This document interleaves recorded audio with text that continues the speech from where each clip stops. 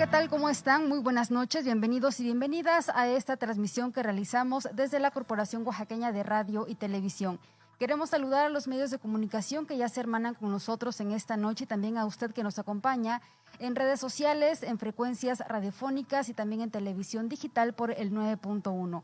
Le recordamos, este es un ejercicio que encabeza el gobierno del estado de Oaxaca y los servicios de salud. También agradecemos a mi compañero Yolislama Cárcova en la interpretación de la lengua de señas mexicana. Comentarle también que esta noche nos acompaña la doctora Nuria Citlali Luna Silva. Ella es médica con especialidad en hematología del Hospital de la Niñez Oaxaqueña. Y sin más preámbulo, queremos también ya ceder la palabra a la doctora Argelia Julián Aquino, quien es jefa del Departamento de Urgencias Epidemiológicas y Desastres de los Servicios de Salud de Oaxaca. Doctora, muy buenas noches y adelante, por favor. Buenas noches, auditorio. Buenas noches, Diana. Gracias. En el reporte de hoy, en el panorama epidemiológico de enfermedad respiratoria por COVID-19 en el estado, con fecha de corte 5 de octubre a las 9 horas, el reporte en panorama nacional es de 789,780 casos confirmados para esta enfermedad y lamentablemente sumamos 81,877 defunciones. Dentro de nuestro panorama estatal, de los 25,861 casos notificados, al día de hoy llevamos 17,513 casos confirmados y 1,476 lamentables defunciones. En el panorama jurisdiccional, en Valles Centrales, jurisdicción sanitaria número 1, tenemos la suma de 11,691 casos confirmados, 720 defunciones. En jurisdicción sanitaria número 2, 1,715 casos confirmados y 281 defunciones. En jurisdicción sanitaria número 3, Tuxtepec, 1,726 casos han sido confirmados y 245 son defunciones. En jurisdicción sanitaria número 4, Costa, 775 casos han sido confirmados y 78 defunciones. En jurisdicción sanitaria número 5, Mixteca, 1,197 casos han sido confirmados y 110 defunciones. En jurisdicción sanitaria número 6, 409 casos han sido confirmados y lamentablemente llevamos 45 defunciones. Dentro de los casos nuevos reportados, suman 13 casos al día de hoy, afectando a 11 municipios, siendo principalmente Oaxaca de Juárez y San Juan Bautista Tuxtepec. De los casos confirmados, 17,513 casos al día de hoy. El grupo de edad que seguimos observando con mayor afectación es el de 25 a 44 años, con 8,015 casos, seguido del grupo de edad de 50 a 59 años, con 2,843 casos, y el de 65 años y más, con 2,227 casos. De acuerdo al género de afectación de estos casos confirmados, el 46% nos afecta a los casos femeninos y el 54% de los casos nos afecta a los masculinos. De acuerdo al tipo de atención, el 20% son casos hospitalizados, es decir, 3,549 personas están en hospital y en ambulatorios es el 80%, es decir, 13,964 casos. De acuerdo a la institución de atención, 12,109 casos confirmados han sido atendidos por los servicios de salud de Oaxaca, 3,066 por IMSS ordinario, 861 por ISSSTE, 722 por el IMSS Bienestar, 268 por Sedena, 155 por CEMAR, 158 por Pemex y 174 de otras instituciones. De los casos confirmados que afectan al personal de salud, de acuerdo al perfil médico, llevan 807 casos confirmados, 1,066 del área de enfermería y 795 afines a otras áreas de la salud. En el reporte de los casos activos, por jurisdicción sanitaria llevamos lo siguiente. En la jurisdicción sanitaria número 1, Valles Centrales, suman al día de hoy 385 casos activos. En jurisdicción sanitaria número 2, 16 casos activos. En jurisdicción sanitaria número 3, 31 casos activos. En jurisdicción sanitaria número 4, 18 casos activos. En jurisdicción sanitaria número 5, 101 casos activos.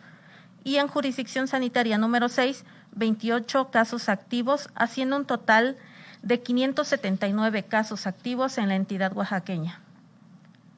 En el reporte de las defunciones, de los 1,479 defunciones reportadas, continuamos observando que el grupo de mayor afectación es el de 65 años y más, con 666 defunciones, seguido por el grupo de 50 a 59 años con 356 defunciones y 60 a 64 años con 208 defunciones reportadas.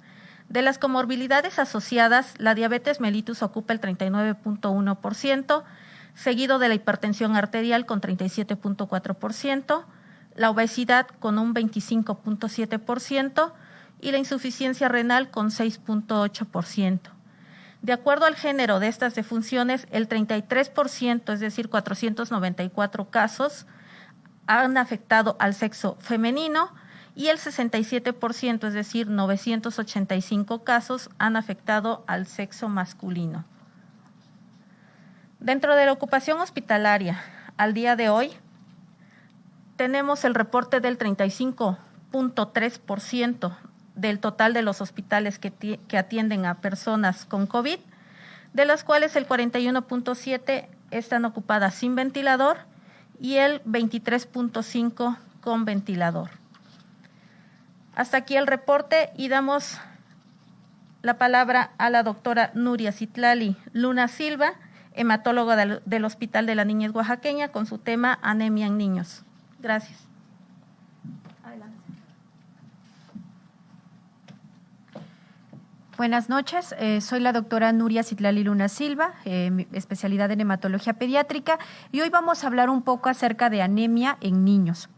¿Qué es la anemia? La escuchamos de forma común, muy recurrente, y bueno, lo que significa es que hay una cantidad menor de algunas cifras que ahorita vamos a determinar. Es muy importante mencionar que la anemia es un síntoma y no una enfermedad definida. Por eso la tarea del médico va a ser determinar la causa de esta, si esta enfermedad es progresiva y si requiere una referencia a un especialista. Este grupo de enfermedades se define porque hay una masa insuficiente de eritrocitos. Los eritrocitos son las células sanguíneas que brindan oxígeno a todas las células de nuestro organismo y que por lo tanto también van a jugar un papel muy importante en el bienestar del niño. Esta forma de medir cuando un niño tiene anemia se da por medio de algunos parámetros que fácilmente se pueden determinar en un estudio básico como es la biometría hemática, que son la baja en la cantidad de eritrocitos, la baja en la cantidad de hemoglobina o de hematocrito. Siguiente, por favor. Y vamos a ver que hay algunos parámetros muy específicos para que nosotros sepamos si un adulto o un niño tiene anemia. No es lo mismo si es un hombre, por ejemplo, en el cual el nivel en el que se determina es menos de 13 gramos, en comparación con un niño de menos de 5 años en el cual la cantidad de hemoglobina debe ser menor de 11 para considerar la anemia. Es muy importante que el médico que está valorando al niño sepa los valores dependiendo de cada edad, porque vamos a ver que en el caso de pediatría no es lo mismo anemia en un recién nacido, en un niño lactante o en un niño más grande que va a la escuela.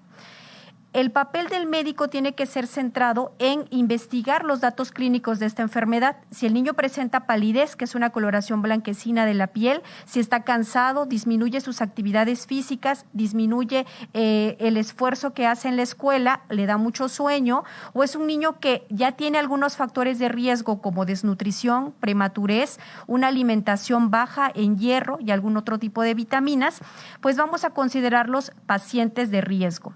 El médico del centro de salud tiene que identificar estos datos clínicos y estos factores de riesgo para poder determinar que el niño requiere un estudio de sangre como es la biometría hemática. Si el estudio se solicita y se corrobora que tiene esta patología, debe ser derivada para que sea valorado ya sea por un pediatra o un hematólogo pediatra. hay una infinidad de causas de anemia, dentro de las cuales la más común es la anemia por falta de hierro. Sin embargo, es muy importante diferenciarla de otras enfermedades más graves. Por ejemplo, anemia por enfermedades crónicas, cuando un niño tiene algún padecimiento relacionado al hígado, al riñón, o la anemia que se presenta en enfermedades hematológicas malignas como la leucemia. Por eso es tarea del médico identificar si estas alteraciones se están presentando en un niño con estos síntomas. Vamos a empezar un abordaje diagnóstico. Las parasitosis son muy comunes en nuestra comunidad, en nuestro medio ambiente, entonces también va a ser tarea del médico investigar si el niño está desparasitado o cursa con alguna de estas infecciones, y algunos otros datos que nos pudieran orientar a que tal vez cambiando algunos hábitos nutricionales podemos mejorar esto y evitar una urgencia. ¿Cuál sería el motivo de acudir a un hospital si mi niño tiene anemia? Bueno, que este síntoma se acompañe de algunos otros de riesgo o de alarma, que sería que esté creciendo el hígado, el vaso, el niño tenga dolor en las piernitas, una fiebre de más de 7 días de forma constante, nos estaría orientando hacia patologías del tipo maligno. O un nivel de hemoglobina muy bajo, que está determinado en el caso de los niños cuando es menor de 7 gramos, es muy seguramente este niño va a requerir un manejo hospitalario. En el Hospital de la Niñez Oaxaqueña se cuenta con esta especialidad pediátrica para la atención de todos los niños que lo requieran. Doctora Nuria Citlali, muchas gracias por esta información tan importante para las familias oaxaqueñas. Y es así como llegamos a la parte final de este informe por COVID-19. Gracias por habernos acompañado. Le deseamos una excelente noche.